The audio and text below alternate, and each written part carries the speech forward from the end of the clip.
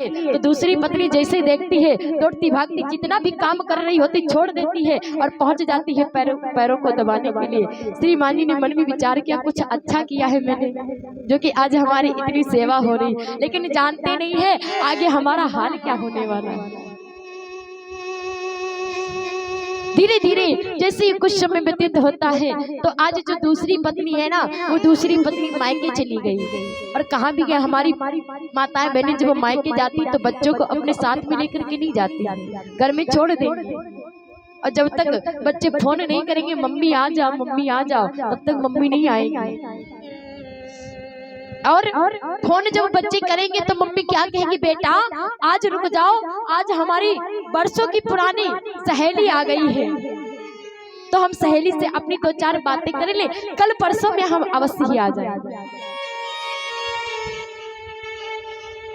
जैसे ही कुछ समय व्यतीत होता है तो दूसरी पत्नी जैसे ही मायके से ससुराल को आती है तो क्या देखती है, जो उसकी पहली पत्नी है, श्रीमान जी की जो पहली पत्नी है, वो अपने भाग में जो उसके हिस्से में पैर था तो उस पैरों की सेवा कर रही है, उस पैरों को दबा रही है।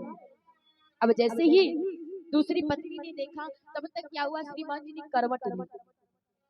जब करवट लोगे ना तो पैर से पैर टकरा जाएगा। अब जैसे ही जो चरणों को दबा रही थी उसने मन में विचार किया, अरे सौतन तूने मेरे पैर को छू कैसे लिया, क्यों छुआ? और डंडे को उठाया, श्रीमान जी के एक पैर पे वार किया, श्रीमान जी का एक पैर टूट गया। श्रीमान जी चिल्ला रहे हैं, उनको पीड़ा हो रही है, लेकिन पत्नियों का झगड़ा शांत नहीं हुआ।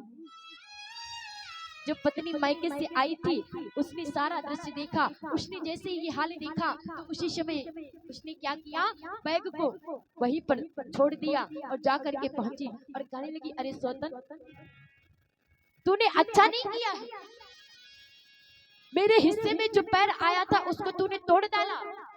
उसने क्या किया, डंडे को उठाया, श्रीमान जी के दूसरे पैर पे वार कर दिया। कहने लगी, अगर तूने मेरे हिस्से वाले पैर को नहीं रखा है तो मैं रखूंगी आपके भी पैर को।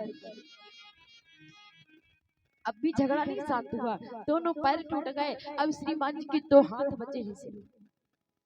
पहली पत्नी ने क्या किया, डंडे को उठाया, श्रीमान जी के एक हाथ पे वार किया, श्रीमान जी का एक हाथ टूट गया। अब श्रीमान जी के पास सिर्फ एक ही हाथ बचा।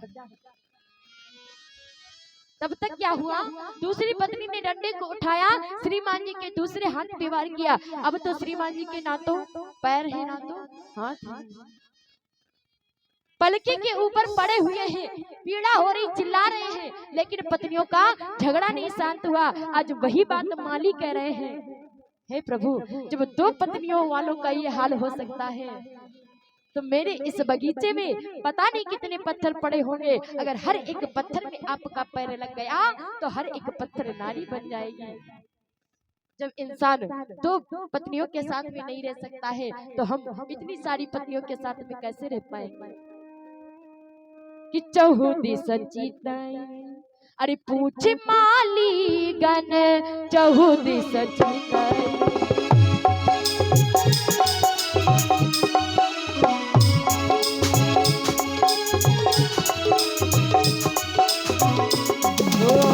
चहुदी सचिताई पूछ माली गन,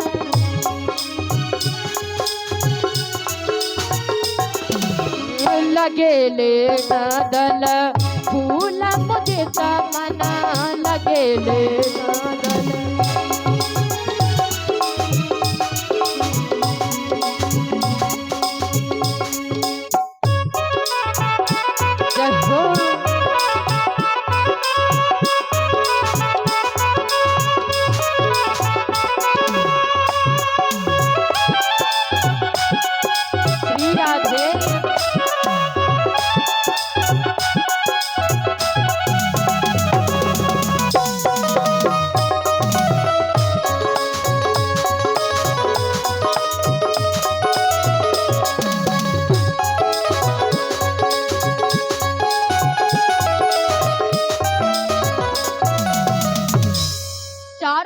दृष्टि को डाल करके मालियों से पूछ करके प्रभु श्री राम जी पुष्प वाटिका में प्रवेश करते हैं।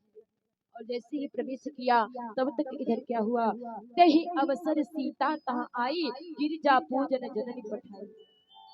मैया सुनैना की आज्ञा को पा करके आज मैया सीता जी सारी सखियों के साथ में गौरी पूजन करने के लिए पुष्प वाटिका में आती है।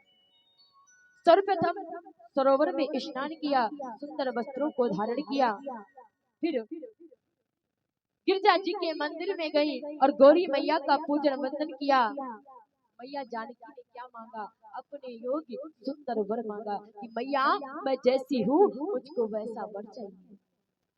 लेकिन तब तक हुआ क्या, जो सीता जी की चतुर सखी है जिसका नाम है चंद्रप्रभा, आज चंद्रप्रभा फुलवाड़ी को देखने के लिए जैसे ही पुष्प वाटिका में घूम रही है तो जा करके कहां पर पहुंची, उसी तरफ को जिस तरफ राघवेंद्र सरकार जी लक्ष्मण भैया के साथ में फूलों को तोड़ रहे हैं। चंद्रप्रभा ने जैसे ही देखा ये वही राम आए हैं, चंद्रप्रभा की जैसी ही नजर पड़ी तो क्या देखती है, मन में विचार करती है कि देखो ये बालक कितने सुंदर लग रहे हैं, क्या मेरी प्रिय सखी जानकी का विवाह इनके साथ में हो पाएगा। प्यारे कहाँ गया, चंद्रप्रभा ने खुद अपने बारे में नहीं सोचा कि मेरा विवाह हो जाए राम जी के साथ में। आजकल तो बहुत लोग ये भी सोचेंगे, अगर किसी को देखेंगे कि ये इतना सुंदर है तो मन में विचार करेंगे हमारे विवाह हो जाए इनके साथ में। लेकिन चंद्रप्रभा ने अपने बारे में नहीं सोचा, अपनी सखी यानी कि मैया सीता के बारे में सोचा कि मेरी जानकी का विवाह इनके साथ में हो जाए तो कितना अच्छा रहेगा। लेकिन फिर मन में विचार करती है कि ये जब फूलों को तोड़ रहे हैं तो इनको इतना पसीना आ रहा है तो भला वहां पर इतना बड़ा धनुष रखा है, धनुष को कैसे उठा पाएंगे। और भैया फूलों का वजन कितना होता है, ज्यादा से ज्यादा एक पुष्प 100 ग्राम या 50 ग्राम का होगा, इससे ज्यादा तो नहीं होगा। तो भगवान प्रभु श्री राम जी का इतना कोमल शरीर है, जो फूलों को तोड़ रहे तब उनको पसीना आ रहा है। मन में विचार किया और दौड़ती भागती हुई मैया सीता जी के पास में पहुंची। सखियों ने जैसे ये हालत देखी तो कहने लगी